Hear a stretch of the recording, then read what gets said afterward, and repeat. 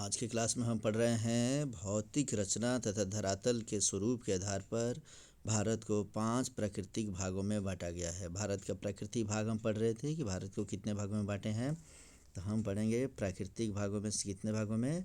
तो 5 प्राकृतिक भागों में हमने भारत को बांटा है। पहला, उत्तर की विशाल पर्वतमाला या उत्तरी पर्वतीय मैदान, पूरे हिमालय के पूरे हिस्से को उत्तर माने समझ लो कि लद्दाख से लेकर जम्मू कश्मीर से लेकर हिमाचल प्रदेश से होते हुए उत्तराखंड होते हुए बिहार से होते हुए सिक्किम होते हुए और अरुणाचल प्रदेश तक जो हम हिस्सा इसका पढ़ेंगे हिमालय का, वो हम पढ़ेंगे उत्तर की विशाल पर्वतमाला। दूसरा है विशाल मैदान, कहाँ कहाँ गंगा है, यमुना है और ब्रह्मपुत्र नदी है, इसके पानी से, सतलज के पानी से, ब्यास नदी के पानी से कहाँ कहाँ मैदान बने हुए, सब नदियों के पानी से जो मैदान बने उसको पढ़ेंगे। तीसरा प्रायद्वीपीय पठार, प्रायद्वीपीय पठार में दक्षिण भारत की बात करेंगे। दक्षिण भारत महाराष्ट्र से और मध्य प्रदेश के नीचे महाराष्ट्र तेलंगाना से होते हुए कर्नाटक तक की हम बातें करेंगे सब इसमें। चौथा है मरुस्थलीय प्रदेश, मरुस्थलीय प्रदेश में हमारा राजस्थान का हिस्सा आएगा। और पांचवा है समुद्र तटीय मैदान, दक्षिण भारत की। कल का हम पिछले वीडियो में हमने देख रखा है कि किस तरीके से पूर्वी तटीय मैदान और पश्चिमी तटीय मैदान आते हैं।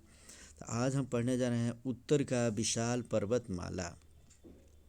भारत की उत्तरी सीमा पर हिमालय की विशाल पर्वतमाला है जो पश्चिम में पामीर के पठार से लेकर, ये वही पामीर का पठार से लेकर और नीचे हम पढ़ेंगे पूरब में म्यांमार की सीमा तक विस्तृत है। तो हम इस पर्वतमाला की बातें करेंगे। हिमालय की विशाल पर्वतमाला, पामीर का पठार हम देख सकते हैं। पामीर का पठार जम्मू कश्मीर लद्दाख के उत्तर पश्चिम हिस्से में ये पामीर का पठार है।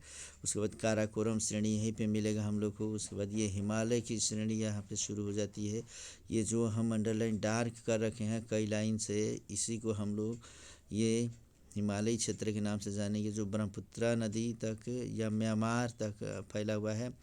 नागालैंड पूर्वांचल भी वहाँ में हमने ब्लैक कलर से अंडरलाइन किया हुआ है। तो इस तरीके से ये सभी पर्वत प्रदेशीय क्षेत्र जो होते हैं वही उत्तर की विशाल पर्वतमाला में आते हैं। अब इसके बारे में जानेंगे हम लोग कि इस हिमालय की लंबाई 2400 किलोमीटर है। लंबाई इसकी पश्चिम से पूरब की ओर मानी जाती है और इसकी चौड़ाई 100 किलोमीटर से लेकर 400 किलोमीटर तक, अर्थात कहीं इसकी चौड़ाई कम है और कहीं चौड़ाई अधिक है। माने कुल मिलाकर 100 से लेकर 400 किलोमीटर तक ये चौड़ी है। और इसकी औसत ऊंचाई 6000 मीटर है, अर्थात ये कहीं 5000 4000 मीटर भी है, लेकिन ये कहीं 8848 मीटर भी ऊंचा है, जिससे एवरेस्ट की ऊंचाई की हम बातें करेंगे। इसका क्षेत्रफल 5 लाख वर्ग किलोमीटर में है और इसके कई पर्वत शिखर हिमालय विश्व के तरुण पर्वत ये कहलाते हैं। तो इस तरीके से हिमालय का हम एक एक करके जो मानचित्र देखेंगे उस मानचित्र में अलग अलग हिस्से में हम पढ़ेंगे और इसमें से हम इसकी कई श्रेणियों को भी पढ़ेंगे हम लोग। तो इसी में है समझो कि जांस्कर श्रेणी, काराकोरम श्रेणी। तब हम हिमालय का थोड़ा सा वर्गीकरण करके यहाँ देखते हैं। और हिमालय का जब हम वर्गीकरण करेंगे तो कहता है कि काराकोरम श्रेणी ही पूरब की ओर चलकर तिब्बत में कैलाश श्रेणी कहलाती है। ऊपर हमने काराकोरम श्रेणी अभी देखा था और उसके काराकोरम श्रेणी के पूरब की ओर चलेंगे तो वहाँ पे तिब्बत में कैलाश श्रेणी पाई जाएगी। और लद्दाख के पठार को भारत का ठंडा मरुस्थल भी कहा जाता है। तो लद्दाख और जम्मू कश्मीर में से हमने बताया था कि पूर्वी हिस्से को लद्दाख और पश्चिमी हिस्से को हम जम्मू कश्मीर के नाम से अब जान रहे हैं।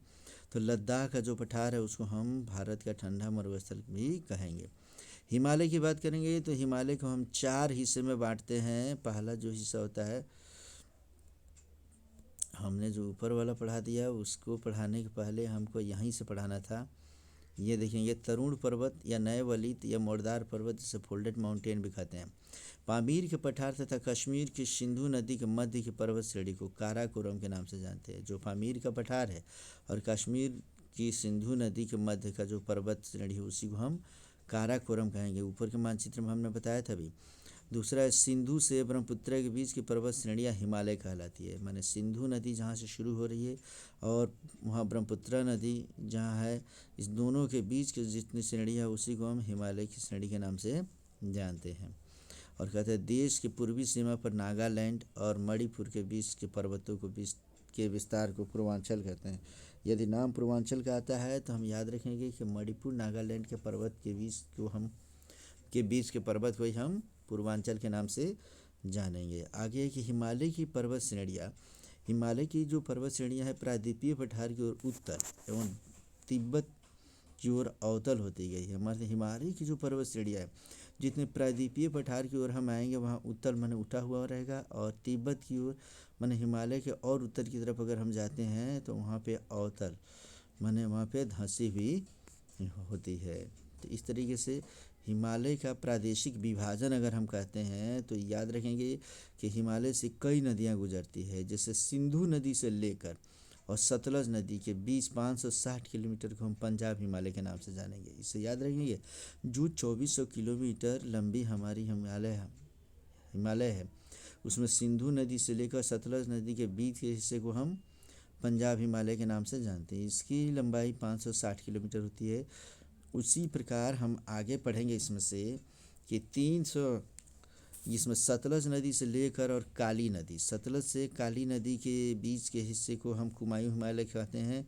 इसकी लंबाई 320 किलोमीटर है। फिर उसी पर पढ़ते हैं कि काली नदी से लेकर तीस्ता नदी के बीच 800 किलोमीटर की दूरी है, इसको हम नेपाल हिमालय के नाम से जानते हैं। तो नेपाल हिमालय पूछता है कि किन दो नदियों के बीच नेपाल हिमालय स्थित है, तो काली नदी से लेकर तीस्ता नदी के बीच। और आगे है कि इसमें से तीस्ता नदी से लेकर और दिहांग नदी तक जो ब्रह्मपुत्र से सटे हुए है, ब्रह्मपुत्र की ही नदी है ये, वहीं से मुड़ती है जहाँ ये, तो तीस्ता से लेकर दिहांग नदी के बीच के 720 किलोमीटर के हिस्से को हम असम हिमालय के नाम से जानते हैं। इस प्रकार असम हिमालय का हमने वर्गीकरण किया। तो असम की कौन कौन श्रेणियाँ है, इन श्रेणियों को थोड़ा सा पढ़ते हैं। हिमालय की श्रेणियों की बात करेंगे तो उत्तर के पर्वतीय क्षेत्र को 4 प्रमुख समानांतर पर्वत श्रेणियों में बांटा गया है।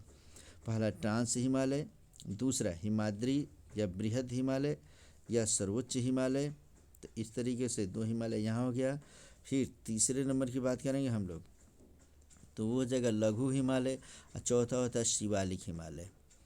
तो इस तरीके से 4 प्रकार के हिमालय, इसमें से हमने बताया कि लघु मध्य हिमालय या हिमाचल श्रेणी, और चौथा होता है निम्न या बाह्य हिमालय या शिवालिक हिमालय। अब इसमें से सबसे पहला हम पढ़ने जा रहे हैं ट्रांस हिमालय क्षेत्र। एक बार फिर से हम समझ लेंगे इसको मानचित्र में।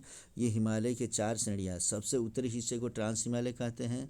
ट्रांस हिमालय के नीचे होता है महान हिमालय, उसके नीचे आएगा लघु हिमालय, और उस सबसे नीचे आएगा शिवालिक हिमालय। इसी चारों हिमालय को हम संक्षिप्त में यहाँ पढ़ने जा रहे हैं। सबसे पहले पढ़ेंगे ट्रांस हिमालय क्षेत्र।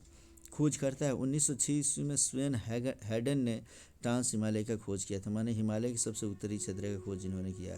यह श्रेणी महान हिमालय के पीछे तिब्बत के दक्षिणी भाग में स्थित है। माने महान हिमालय के पीछे तिब्बत का दक्षिणी भाग है, वहाँ पे स्थित होगी। लंबाई इसकी 960 किलोमीटर, और इसके अंतर्गत निम्न पर्वत श्रेणियाँ आती है। कौन कौन? तो काराकोरम श्रेणी, K2 या गार्डविन ऑस्टिन के नाम से इसे जाना जाता है, 8611 मीटर है।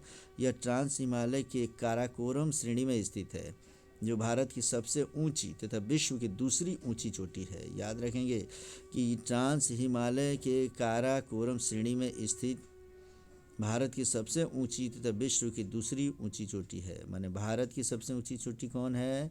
तो हम बोलेंगे K2 या गार्डविन ऑस्टिन, इसे याद रखेंगे हम लोग। और विश्व की सबसे ऊंची चोटी कौन है? तो हिमालय की एवरेस्ट। विश्व की दूसरी ऊंची चोटी कौन है? तो वही भारत का गार्डविन ऑस्टिन। दूसरा हिस्सा इसका लद्दाख, भारत का सबसे ऊंचा पठार यहीं पर स्थित है। और तीसरा है जॉन्सकर। ये तीनों नाम हम याद रखेंगे।